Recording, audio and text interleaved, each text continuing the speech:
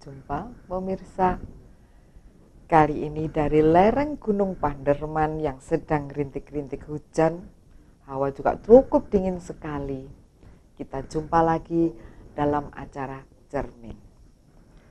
Cermin kali ini juga sedang membahas apa yang sedang gendro di dalam masyarakat, apa yang sedang membuat gelisah di dalam masyarakat, yaitu benarkah nanti 2012 akan datang kiamat. Kayaknya masalah ini sedang lagi booming ya, semua lagi berpikir 2012 apakah kita akan mengalami suatu kiamat. Kiamat itu yang kayak apa? Apakah seperti yang di film-film? Pada sore hari ini saya tidak sendiri. Saya juga ditemani dengan Biku Tejapuno Tera, dan saya harapkan nanti para pemirsa ikut serta bersama-sama untuk menyimak 1 jam ke depan di dalam acara Cermin kali ini. Selamat sore Bante. Selamat sore Ibu Hani. Iya, senang sekali kita bisa jumpa biarpun cuaca cukup dingin sekali Bante ya. Sekali ya. Apakah dingin-dingin yang seperti ini kadang kita juga merasa panas berhari-hari tidak hujan. Nanti di tempat yang lain sampai banjir-banjir sedemikian rupa. Betul. Di tempat lain mengharapkan hujan tapi kebetulan tidak dapat hujan. Kebanyakan hujan juga banyak sehingga ada kebanjiran juga. Begitu ya. Ya. Bahkan di sebelah sini mengharapkan rezeki, tetapi rezeki datang di daerah KPK. Iya. Ada yang begitu Bante. Iya Bante ya, sekarang ini kita lagi gendro ya, kalau orang Jawa bilang itu lagi gendro. Benarkah 2012 itu akan kiamat?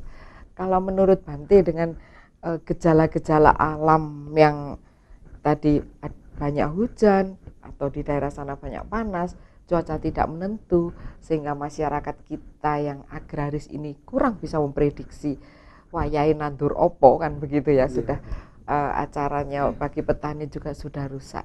Menurut Bante bagaimana itu Bante? Ya baik, untuk masalah ini ya tentang apakah nanti tahun 2012 itu akan terjadi kiamat, nanti kita akan kupas dari mulai hal yang terkecil mendetail sekali, dari mulai kehidupan kita sehari-hari, kemudian dengan lingkungan masyarakat kita, dengan dunia, dengan negara yang kita tempati bersama. Nah, itu akan terjadi seperti halnya kiamat itu seperti apa begitu. Nah, di sini saya akan awali dari mulai kita membicarakan kiamat itu dari segi pandang yang sangat kecil sekali adalah dari diri kita sendiri. Oke. Jadi mulai dari mikrokosmos, diri sendiri dulu. Yang disebut kiamat, mungkin kalau kita berbicara tentang diri kita sendiri adalah akhirnya dari satu kebahagiaan, akhirnya dari satu kedamaian atau ketenangan begitu. Dan ini juga sesungguhnya sudah sering sekali kita alami, kondisi berakhirnya dari kondisi yang aman, tenang, tentram, damai dan berbahagia. Itu kita merasakan yang sebaliknya. Kita jadi mungkin emosi, marah, jengkel, dendam membuat kita tidak nyaman seperti itu. Itu dari kita mengupas dari segi pandang diri kita sendiri. Jadi kita kalau berpikir pada saat di dalam kehidupan kita, di dalam lingkungan masyarakat, pada waktu kita terjun di dalam masyarakat, ada seseorang atau hal-hal yang di luar diri kita mempengaruhi kondisi batin kita, kemudian di situ kita terpancing, terbawa oleh objek yang mempengaruhi dari kondisi batin tadi, kita tanggapi dari segi negatifnya, kemudian di situ akan timbul kebencian, timbul keserakahan ataupun kebodohan. Itulah yang disebut dengan kiamat. Kiamatnya yang terjadi dengan diri kita sendiri, karena pada waktu itu langsung yang kondisinya pertama kali nyaman, tenang, tentram, bahagia langsung berubah sebaliknya. Mungkin bisa dikatakan tidur juga tidak nyenyak, makan pun rasanya juga tidak enak, mau melakukan apapun juga tidak nyaman, karena di situ sudah kondisi hal-hal yang negatif mempengaruhi di dalam diri kita sendiri. Dan bahkan Buddha pernah mengatakan di dalam sutta Aditta Pariyaya Sutta itu kalau tidak salah itu membahas tentang api. api yang membakar manusia setiap saat. Apa itu 3 api? Itu ya seperti yang tadi saya katakan bahwa ada api dosa, ada api loba dan moha, api keserakahan, yang disebut api loba tadi, kemudian dosa atau kebencian, api kebencian, dan api kebodohan. 3 api ini yang membuat seseorang itu tinggal dimanapun tidak menjadi aman, tidak menjadi nyaman, tidak berbahagia hidupnya. Seperti halnya juga kehidupan kita setiap hari memang sudah sering kali terjadi hal seperti itu, tapi kita tidak pernah menyadarinya, sehingga kadang-kadang kita sudah sampai bingung mengatakan di mana kedamaian itu, di mana kebahagiaan itu. Saya sudah baca doa, saya sudah pergi ke tempat ibadah, saya sudah sering pergi untuk diskusi dhamma misalnya seperti itu, tapi kok saya tidak pernah menemukan kedamaian, kebahagiaan itu. Kenapa? Ya itu tadi, karena kita tertutup oleh api kebencian, keserakahan, kebodohan yang setiap saat membakar di dalam diri kita. Pada saat kita lengah, maka hal-hal yang negatif itu akan mempengaruhi dalam diri kita, dan disitulah ada akhir dari yang namanya kebahagiaan, akhir dari yang namanya ketenangan, ketentraman. Itu kalau kita melihat dari sudut pandang diri sendiri. Ya, diri kita sendiri. Kiamat di dalam diri kita sendiri. Berakhirnya kedamaian, berakhirnya kebahagiaan yang kita rasakan. Dan itu semuanya berakhir itu karena kelemahan kita, kelengahan di dalam kita menyadari pikiran kita sendiri. Jadi bentengnya itu kan pikiran. Segala sesuatu hal yang masuk itu sesungguhnya kan melewati melalui pintu-pintu indria kita. Begitu ini masuk, tidak kita sharing, maksudnya tidak kita sadari, tidak kita waspadai, itu akan merusak pola pikir kita, dan akhirnya yang terjadi adalah kebakaran tadi, kebakaran yang mungkin melebihi dahsyatnya api yang sesungguhnya.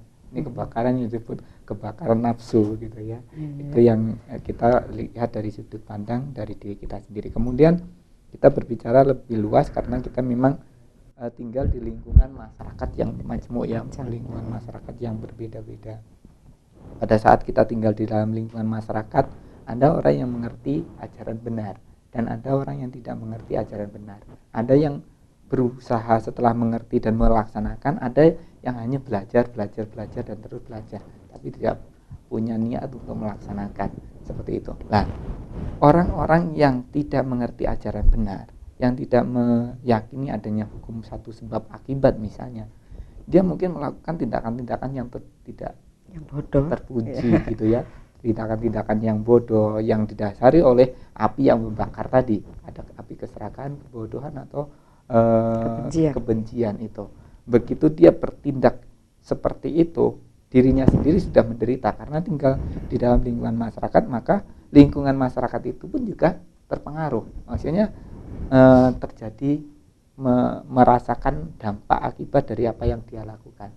Itu misalnya orang ini tidak peduli dengan lingkungan, dia mungkin bisa membuang sampah sembarangan, mungkin dia bisa tebang pohon sembarangan dan lain sebagainya. Intinya merusak kondisi alam, ekosistem alam tidak stabil nantinya jadinya, maka akan menimbulkan kerusakan, dan itu nanti yang menerima dampaknya bukan hanya orang itu saja, tapi orang yang ngerti, yang praktek benar pun juga akan menerima dampaknya juga, karena kita tinggal di lingkungan masyarakat yang sama seperti itu. Jadi misalnya di dalam sutta memang pernah dinyatakan oleh Buddha bahwa apabila seseorang itu memiliki karma baik, dia akan terlahir di tempat yang sesuai. Berkat jasa-jasa di kehidupan masa lampau, kebajikan-kebajikan di masa lampau, dia akan terlahir di tempat-tempat yang sesuai. Bagi seseorang yang tidak memiliki karma baik yang cukup, jasa kebajikan yang cukup, dia akan terlahir di tempat-tempat yang tidak sesuai. Yang maksudnya tidak sesuai itu sendiri mungkin ya bisa dikatakan di daerah-daerah yang memang rawan bencana, kemudian di situ tidak ada masyarakat, lingkungan masyarakatnya di situ tidak ada moralitas, sehingga di situ banyak pembunuhan, banyak pencurian, perbuatan asusila, berbohong ataupun mabuk-mabukan, perjudian dan lain sebagainya. Di situ ada lingkungan yang tidak nyaman. bagi seseorang yang tidak memiliki karma baik, dia akan terlahir di lingkungan yang seperti itu. Nah, begitu nanti pada waktunya karma buruknya ini berbuah, bisa Pak begitu bersamaan bisa. Jadi misalnya salah satu contohnya yang terjadi misalnya di tahun berapa itu yang ada tsunami itu, 2000. itu adalah kiamat juga, kita bisa katakan kiamat. Tapi yang merasakan itu bukan keseluruhan orang yang di luar juga akan merasakan, tidak, tapi hanya di bagian Lingkup tertentu yang terkena itu gitu. Tapi ya memang imbasnya kita, karena kita kan tinggal di dunia yang sama. Jadi begitu mereka terkena bencana, kita tidak bisa tutup mata begitu aja, karena mereka adalah saudara-saudara kita juga. Bagaimanapun kita juga harus peduli dengan mereka. Tapi yang saya maksudkan bahwa orang yang tidak memiliki karma baik itu akan terlahir di kondisi-kondisi yang tempat-tempat yang tidak sesuai tadi. Begitu karma buruknya berbuah, berakibat, langsung Pak Bres ya hilang. Mereka mungkin waktu itu mengatakan yang sempat berpikir ya, tapi kadang-kadang tidak sempat berpikir, tahu-tahu Bres begitu aja kan. Yang sempat berpikir, wah ini kiamat datang itu. Begitu ada yang selamat, wah saya selamat ini, kiamat ini saya selamat, tidak terkena begitu. Tapi ya memang kondisi itu bisa terjadi. Jadi ada yang waktu itu begitu terkena bencana, ya ada yang selamat, ada yang mungkin tidak. keluarganya Iya. selamat, tapi kekayaannya tidak selamat, ya seperti itu. Atau dia sendiri selamat, tapi keluarganya tidak selamat, atau dia sendiri selamat, tapi dalam kondisi cacat atau Iya. kena yang lainnya. Iya, terima kasih Bante. Ini masih kita kupas dari kehidupan sehari-hari ini tentang diri sendiri dan lingkup yang masih kecil ya Bante. Nanti kita akan ungkap lagi pada masyarakat yang lebih luas, mungkin pada negara, mungkin juga pada bumi, dan mungkin jagat raya juga. Oke ya pemirsa, tunggu, jangan kemana-mana. Kita akan masih sebelum ini kita akan jumpa lagi dengan Bante, akan membahas lebih dalam lagi. Tunggu setelah yang satu ini. Kita lanjutkan bincang-bincang kita pada sore hari ini. Tentu saja kita masih dapat dua ini tadi dari Biku Tejapuno tentang dari diri, dalam diri sendiri dan lingkup yang kehidupan kita sehari-hari. Mungkin kita lebih meluas lagi ya Bante ya, pembahasan kita tentang benarkah 2012 ini kita akan mendapatkan kiamat. Sebelumnya saya juga mempersilahkan kepada para pemirsa untuk bisa menelepon di line telepon kami 7566335 dan di line SMS 08123509112. Kami persilahkan Bante. Ya, terima kasih untuk waktunya. Jadi kita akan lebih mengupas tentang 2012, tapi lebih luas lagi, dari mulai tadi dari diri sendiri, kemudian lingkungan masyarakat, dan untuk selanjutnya mungkin kita akan lebih mengupas dari segi negara ya. Jadi kita semuanya sebagai warga masyarakat dan juga warga negara, dimana kalau misalnya masyarakat itu sendiri sudah tidak memegang teguh ajaran moralitas, ajaran negara yang benar, tentu seperti yang tadi saya katakan bahwa kemoralan itulah sesungguhnya yang menjadi ancaman untuk berakhirnya kedamaian, kebahagiaan yang berada di dalam masyarakat, yang diharapkan, yang dicita-citakan oleh masyarakat.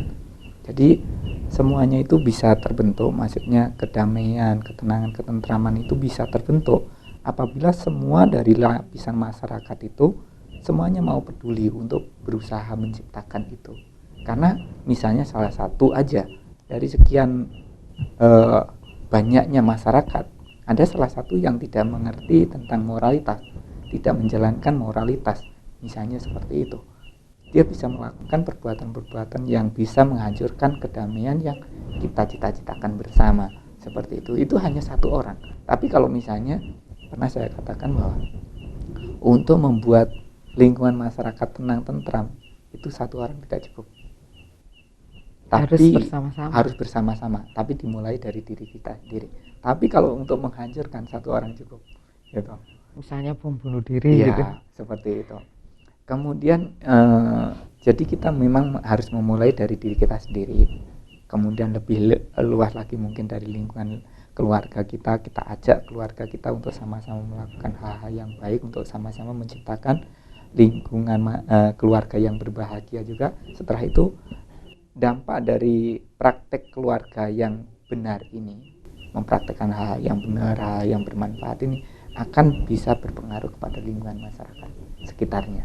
Begitu lingkungan masyarakatnya ini bisa mau mempraktekkan hal yang benar, maka kedamaian, kebahagiaan yang kita harapkan itu benar-benar akan bisa tercapai. Tapi kalau kita tidak mau peduli, ya itu akan menuju atau mengarah kepada kehancuran, kemunduran atau kemerosotan dari kedamaian, kebahagiaan. Lama-lama kedamaian yang sudah kita rasakan ini akan merosot, yang berakhir dengan kehancuran, saling bunuh-membunuh, saling tuduh-menuduh, saling sikut sana sikut sini begitu.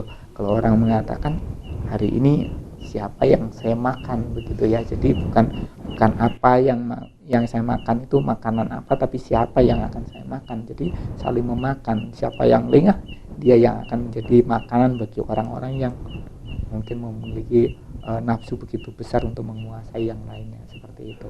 Dan itu akan memberikan kondisi di dalam lingkungan masyarakat itu menjadi kedamaian menjadi tergoncang.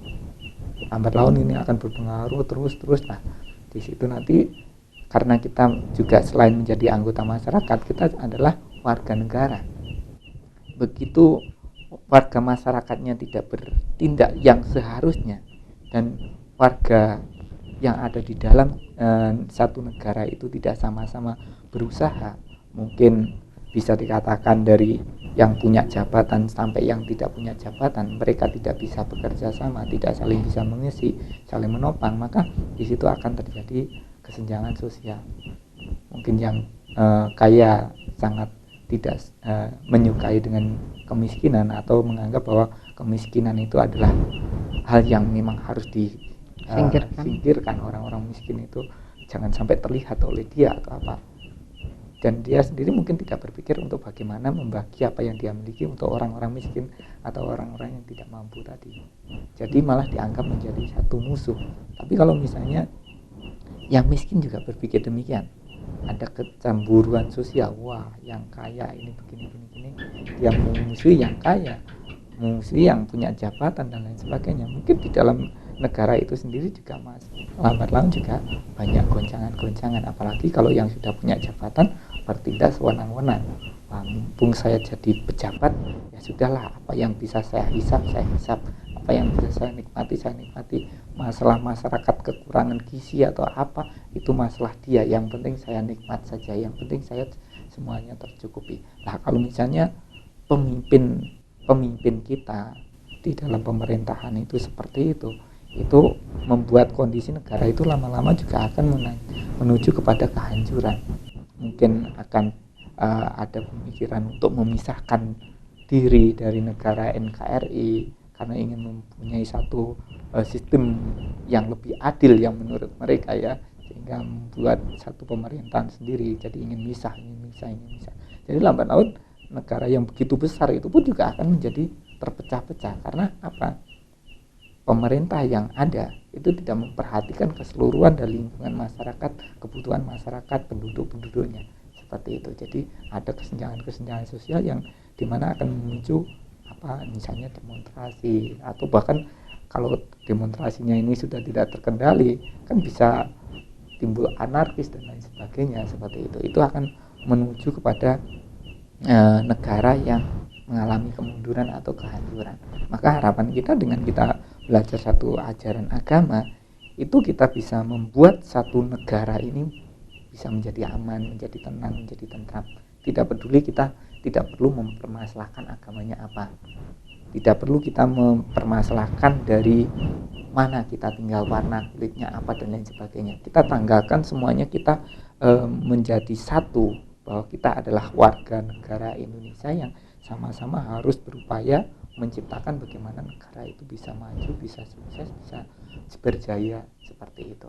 Itu kalau kita mau dari yang berpangkat, dari yang sampai tidak berpangkat, semuanya bisa saling memberikan kondisi, berusaha, itu maka kedamaian, kebahagiaan yang diharapkan, kesejahteraan yang diharapkan di dalam satu negara itu pasti juga akan bisa tercapai seperti itu, dan akan mengarah kepada kehancuran apabila dari warga masyarakatnya, dari pemerintahnya, dari semuanya yang ada di dalam negara itu tidak menjalankan kewajiban masing-masing, sehingga itu negara akan menuju kepada kehancuran.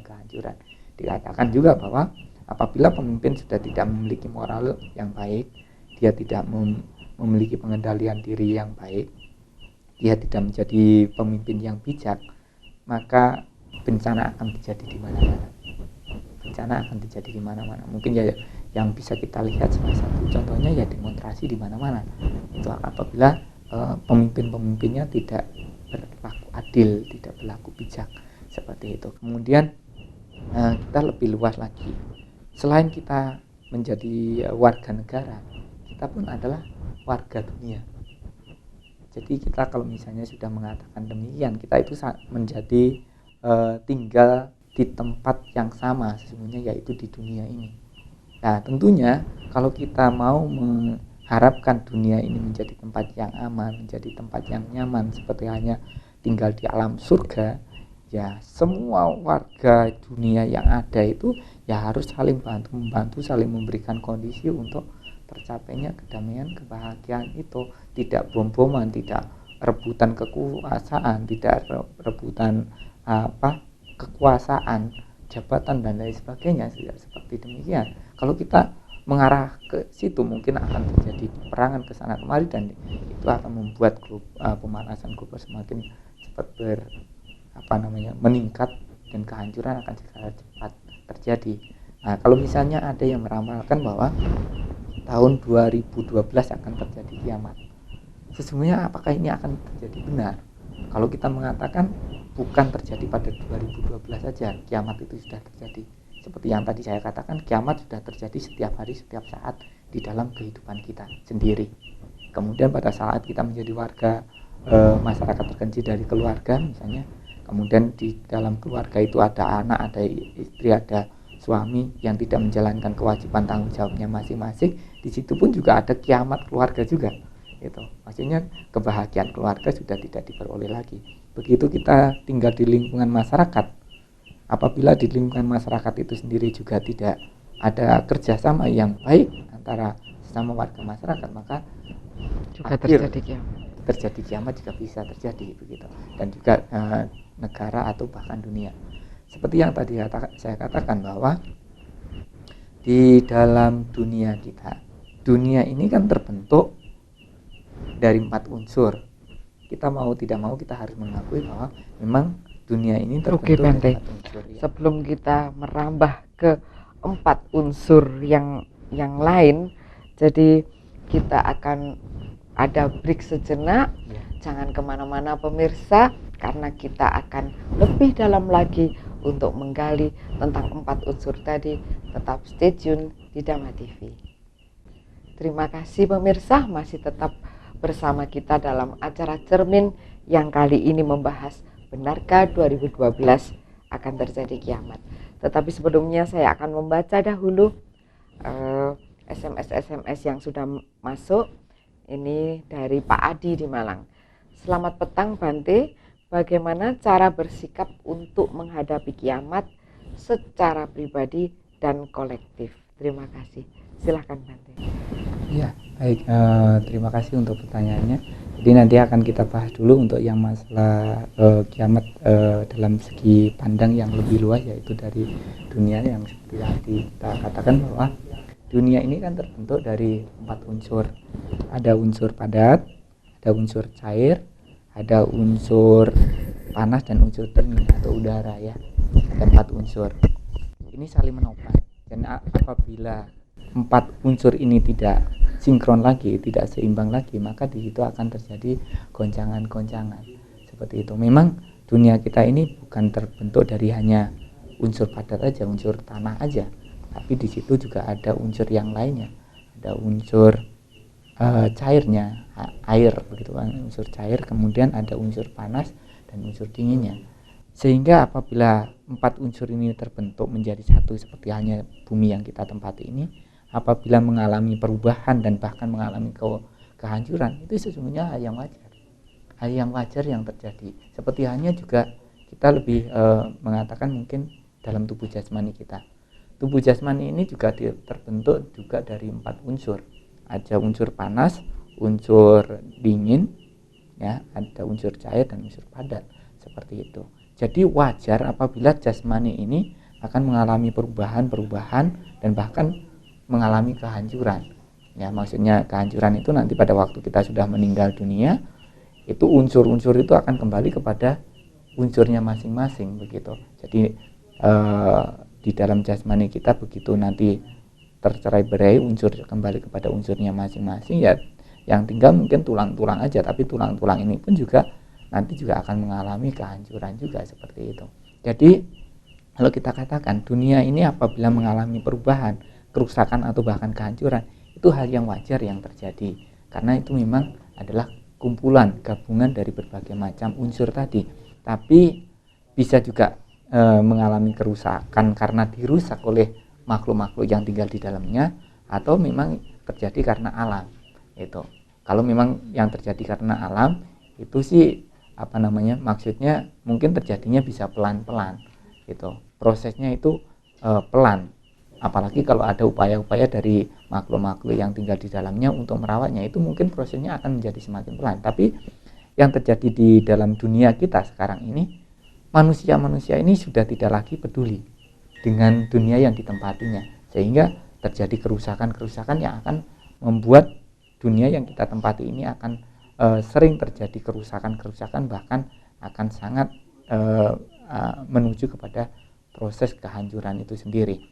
Nah, yang harus kita lakukan berkenaan dengan pertanyaan dari Pak Adi, yang harus kita lakukan secara pribadi, ya kita tinggal di dunia yang sama, di negara mungkin meskipun berbeda dengan orang lain, kita sama-sama menjadi satu adalah tinggal di dunia yang sama.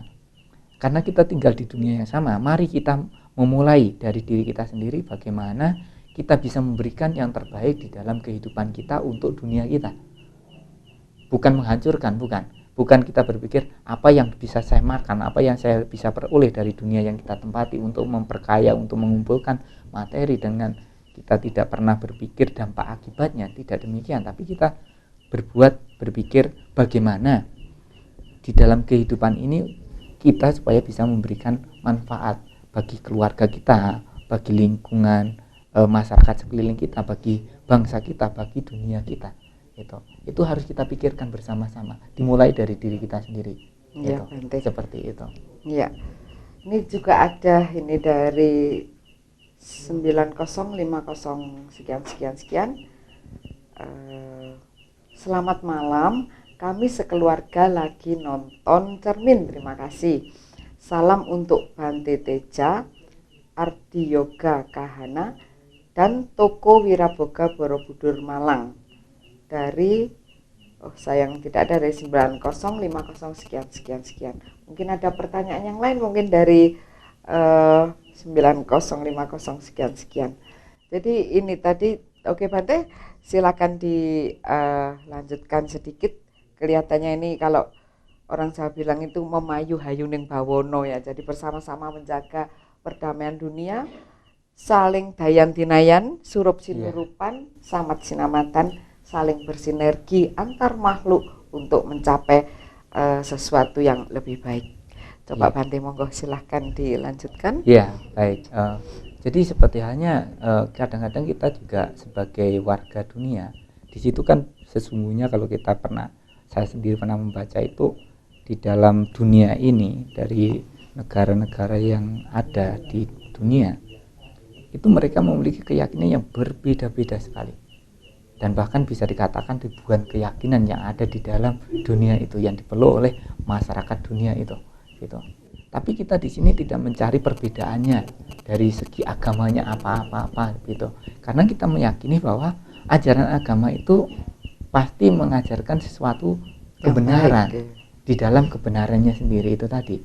Yang kita harapkan bahwa kebenaran itu nantinya bisa benar-benar dipraktekkan, dilaksanakan, sehingga kita semuanya bisa merasakan dampak akibat dari praktek yang dilakukan itu, praktek-praktek kebajikan itu. Jadi seperti hanya bisa dikatakan kebenaran itu sebenarnya tidak perlu untuk dibela mati-matian atau bahkan sampai perang-perangan, tidak perlu. Kenapa? Kebenaran itu ya seperti itulah adanya. Kalau kita semakin bela, bahkan kita malah perang-perangan dan lain sebagainya, malah kita yang tidak benar gitu. Kita menjadi salah satu penghancur dari dunia itu, menjadi penghancur dari peradaban yang ada, menjadi penghancur dari kedamaian yang selama ini sudah kita rasakan, karena kita hanya mau membela kebenaran, padahal kebenaran tidak perlu untuk dibela. Sudah kita jelaskan di dalam hukum sebab dan akibat, bahwa kebaikan yang dilakukan dengan baik, dengan benar di dalam kehidupan kita akan memberikan manfaat bagi pelakunya dan juga akan memberikan manfaat bagi lingkungan masyarakat dan dunia yang kita tempati bersama. Seperti itu, kita akan berbahagia karena praktek kebaikan yang kita lakukan baik dalam kehidupan sekarang dan juga akan kita rasakan dalam kehidupan yang akan datang. Kalau kita berbuat yang sebaliknya, dalam kehidupan sehari-hari kita berbuat buruk, berbuat jahat, maka kita sendiri juga akan mengalami penderitaan, lingkungan masyarakat juga akan mengalami penderitaan, dunia yang kita tempati juga akan menerima dampak akibat dari perbuatan-perbuatan jahat, perbuatan buruk yang kita lakukan. Maka dari itu harapan kita dengan kita menganut ajaran-ajaran agama itu, mari kita laksanakan, mari kita praktekkan sesuai dengan pengetahuan kita, sesuai dengan keyakinan kita, sesuai dengan kemampuan kita dalam melaksanakannya. Tidak perlu memaksakan kepada orang lain harus sesuai dengan saya baru benar, tidak. Semua orang itu mempunyai pola pandang kehidupan yang berbeda-beda. Jadi kita tidak perlu menyamakan begitu. Seperti hanya yang ada di sini, baik kru, ibu, Bante, dan semuanya yang ada di sini itu semuanya berbeda. Jadi tidak harus selalu disamakan. Kalau misalnya harus disamakan, ibu harus gundulan loh, mau enggak? Ya pasti Bante pasti didemo oleh suaminya atau keluarganya. Oh, ibu harus pakai jubah loh, warnanya harus seperti ini loh. Tidak bisa juga. Ini perbedaan itu harus disikapi dengan bijaksana untuk kita bersama-sama mewujudkan satu kedamaian, satu kebahagiaan di dalam dunia yang kita tempati ini. Seperti itu. Toh dunia ini nanti juga akan mengalami kerusakan dan juga akan mengalami kehancuran. Tapi ya gak perlu digarisbawahi. Memang selama ini mungkin banyak orang-orang yang sudah sering menonton film 2012 ya. Mungkin saya sendiri malah belum sempat-sempatnya menonton sebenarnya. Tapi ya kita akan mengupas tentang itu gitu. Iya. Tentang 2012 akan terjadi kiamat. Sesungguhnya 2012 kalau dikatakan kiamat belum tentu benar. Kita itu harus berpikir demikian. Ini sesuai Hidup dengan itu bukan pertanyaan masa lalu. Ini nih, selamat malam, nama saya Ida. Ya. Saya ingin tanya bagaimana untuk menghadapi 2012, apa benar kiamat? Ini pertanyaannya Bu Ida. Iya, baik. Jadi seperti yang tadi saya sampaikan bahwa hidup itu bukan masa lalu. Hidup itu juga bukan masa yang akan datang. Hidup ini adalah sekarang, saat ini. Ini yang harus kita garis bawahi dengan tebal-tebal sekali. Karena orang kadang-kadang tidak menyadari bahwa hidup adalah sekarang, hidup adalah saat ini. Sehingga kita berpikir, wah tahun 2012 akan kiamat. Wah kita sudah stres mikirkan dulu, padahal kan itu belum tentu terjadi. Masih panjang waktunya. Yang harus kita lakukan yang terbaik itu sekarang, saat ini. Kalau kita memiliki pengertian dhamma, memiliki pengertian benar, cobalah praktekkan sekarang apa yang bisa kita lakukan yang terbaik dalam kehidupan sekarang saat ini. Toh kita juga tidak mengetahui kapan akan berakhirnya tubuh jasmani kita. Seperti yang tadi saya katakan kan, tubuh kita akan mengalami kerusakan dan kehancuran yang disebut kematian juga, seperti itu kan. Iya Bante. Nanti kita lanjutkan lagi. Terima kasih juga untuk SMS yang sudah masuk. Sebelum kita lebih jauh lagi, saya persilahkan sekali lagi bagi yang SMS di 08123 2500912. Kemudian saya harap juga pemirsa bisa menelpon langsung di line telepon kami 7566335.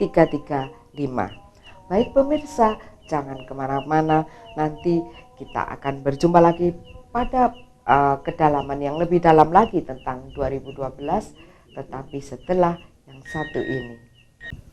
Demikian tadi uraian kita. Terima kasih masih bersama kita di acara Cermin yang membahas 2012. Kita baca dulu beberapa SMS yang sudah masuk ini. Dari 70574 sekian-sekian. Bante, bisakah kiamat itu direkayasa? Ini pertanyaan pertama, Bante. Kemudian ini dari 3725 sekian-sekian. Selamat malam, saya Hengki. Kalau ada yang bilang bahwa semua agama dan kiamat ini adalah skenario dari luar planet bagi manusia-manusia di bumi. Menarik sekali ini untuk Bapak Hengki. Kemudian ada lagi nih, bagaimana menurut pandangan agama Buddha? Bahkan ada yang bilang agama itu sengaja dibuat orang planet. Ini betul-betul serius. Bagaimana sikap kita sebagai orang Buddha? Kemudian ada lagi nih. Coba itu dulu, Ya, silahkan. mungkin kita akan bahas satu demi satu ya. Jadi tadi saya lanjutkan masalah jawaban yang di depan, bahwa kita itu tidak perlu memikirkan nanti yang tahun 2012. Yang kita harus pikirkan, yang harus kita jalani adalah saat ini. Kita belajar ajaran-ajaran agama, kita menjadi orang yang bijaksana dengan pengetahuan yang begitu luas. Kita hendaknya bisa praktekkan itu dalam kehidupan sekarang saat ini, sehingga waktu demi waktu yang terus berjalan ini kita bisa melalui dengan perbuatan-perbuatan yang memang baik, perbuatan-perbuatan yang berjasa, yang menjadi kondisi untuk kedamaian, kebahagiaan yang ingin kita rasakan bersama, seperti itu. Jadi seperti tahun 2012 apakah memang benar-benar akan terjadi, kita tidak perlu memikirkan itu. Kalaupun terjadi, itu biarkan terjadi, yang penting saat ini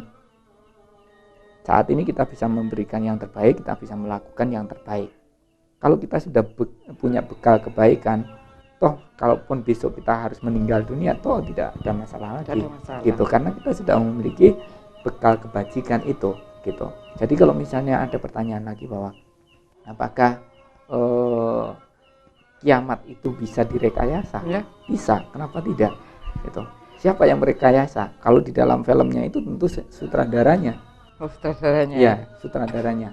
Dan dia yang tidak mati, sama pelaku-pelakunya itu tidak ada yang mati semuanya.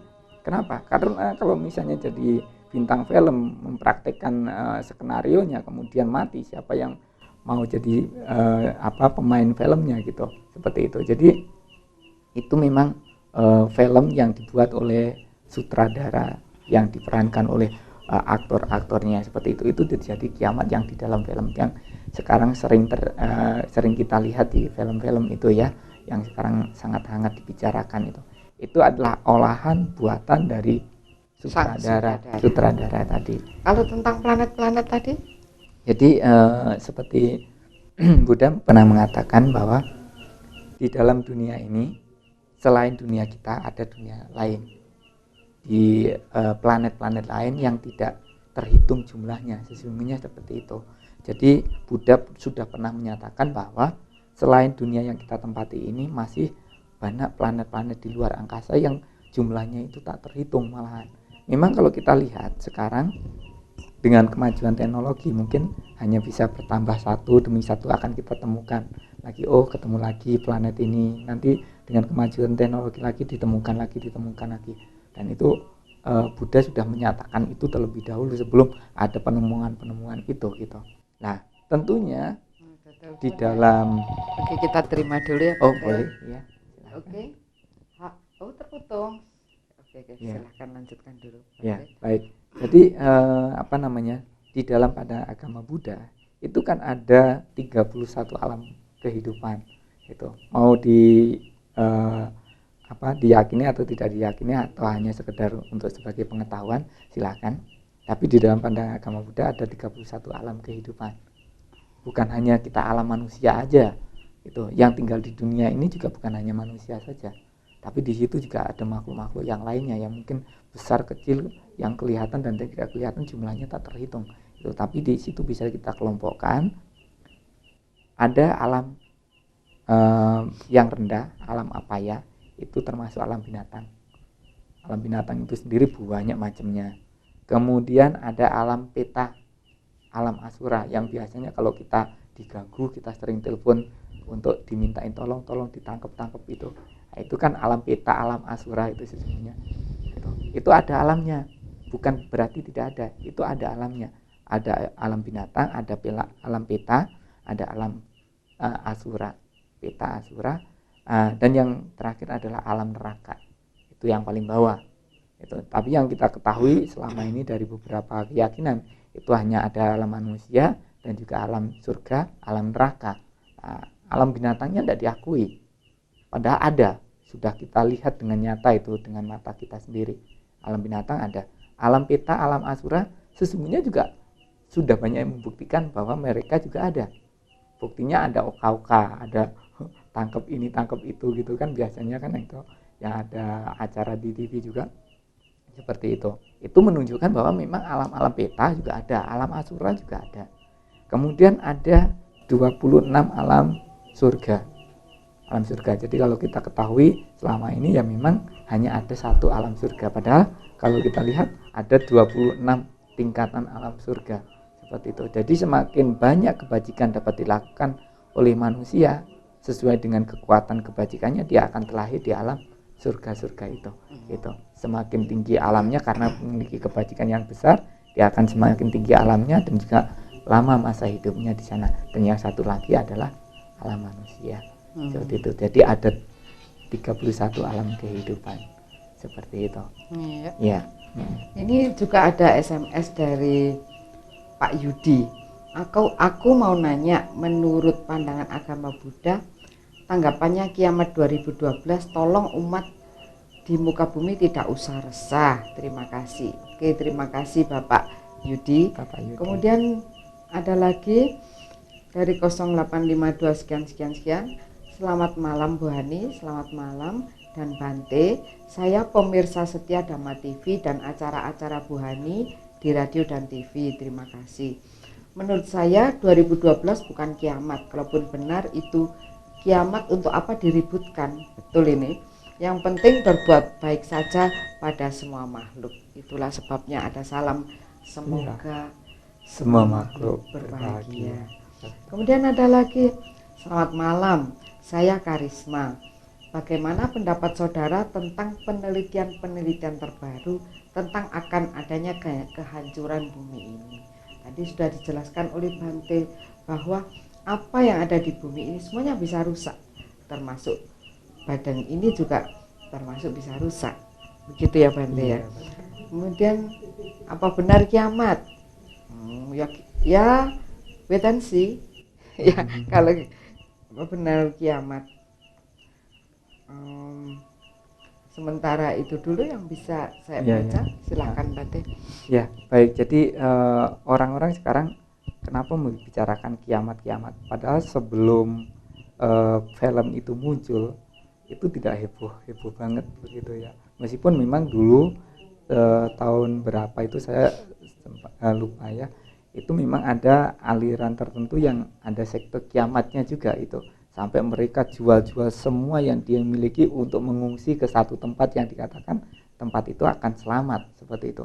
Padahal kalau memang benar-benar akan terjadi kiamat, dunia kita kiamat, ya semuanya akan hancur begitu. Bukan hanya tempat tertentu aja, tapi semuanya akan bisa terjadi kiamat. Kalau itu kiamatnya duniawi, dunia yang kita tempati semua akan terjadi kiamat. Tapi kalau misalnya kiamatnya hanya seperti tsunami atau ada puting beliung di satu tempat, ya yang kena hanya di daerah itu aja. Tapi yang perlu untuk kita garis bawahi, memang kita tidak perlu untuk merisaukan bahwa akan 2012 akan terjadi kiamat. Yang harus kita lakukan adalah sekarang saat ini bagaimana kita bisa memberikan yang terbaik sesuai dengan keyakinan, sesuai dengan pengetahuan kita untuk bisa mengisi waktu dalam kehidupan kita dengan perbuatan baik. Demikian pemirsa ya. Jadi katanya arahan dari Bante Tejapuno ini, kiamat itu lebih bentuknya kepada kiamat moral dan spiritual ya. Diharapkan kita bisa hidup lebih baik pada hari ini, pada saat ini. Nah, Untuk karena waktu juga sudah limit sekali, maka saya minta bagi Biku Tejapuno Tera untuk sebagai closing atau penutup ya, kita minta untuk menyimpulkan segalanya, apa yang sudah kita bicarakan ini, supaya pemirsa bisa menyimpulkan karena waktu sudah tinggal sedikit sekali. Silakan. Ya, baik. Seperti sudah saya jelaskan, tapi di sini akan saya rangkaikan secara singkat ya. Begini, kita memang menjadi diri kita sendiri, yang mana menjadi warga dari keluarga, warga masyarakat, warga negara, dan juga warga dunia. Karena kita tinggal di dunia yang sama, mari kita sama-sama berusaha untuk bisa memberikan yang terbaik. Kalaupun usia kita pendek, setidaknya usia yang pendek ini telah kita warnai dengan perbuatan-perbuatan baik, perbuatan-perbuatan berjasa. Saya tidak memaksakan di sini, sesuai dengan kemampuan saudara, sesuai dengan keyakinan saudara.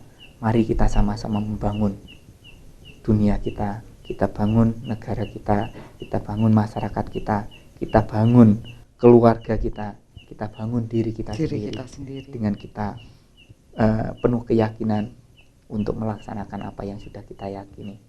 Itu perlu untuk penyikapan saat ini, detik ini, karena kehidupan tidak pasti.